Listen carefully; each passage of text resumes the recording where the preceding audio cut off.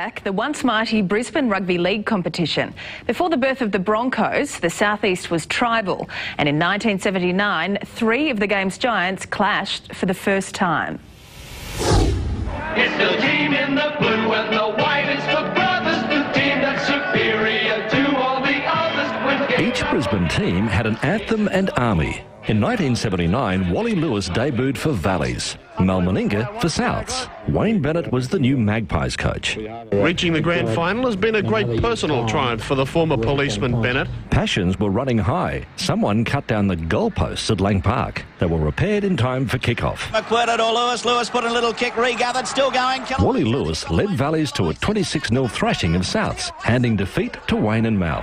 It was a golden era of rugby league as far as rugby league is concerned here in Brisbane and Queensland. Greater success for the pair wasn't far away. Meninga, quick hands and they'll do it. No, he dummies, goes himself out of a couple, still going. Meninga, he'll score. It was in the Brisbane League the super coach honed his skills and his handling of the media. Any particular players you'd like to pay tribute to? 13 of them. They were great. Queenslanders grew up backing local teams. And as kids, we used to run around in Brisbane teams' jerseys like your Norths and Souths and that. We certainly weren't wearing Sydney jerseys. We knew of the Sydney Grand Final, but certainly the prominence was our competition, and that was in Brisbane.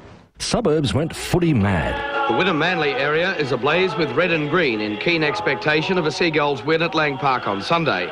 The West End was also dominated by the black and white support for the Magpies. The outstanding feature of the big crowd here at Lang Park today was the overwhelming majority of red and green colours. It appeared that the entire population of Wynnum-Manly had converged on Lang Park. Enormous crowds back in those days, and it was a super competition. You know, it was nice and tough. But at the end of the season, Sydney clubs poached players. Just through the poker machines revenue, that's what dragged guys across the border to New South Wales. In 1988, the birth of the Broncos gave them reason to stay and stole the spotlight from the Brisbane League.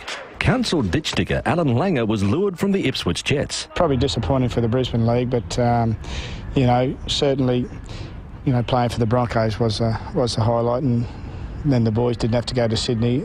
They joined a Brisbane-based team. And some say the formation of the Broncos brought Brisbane together.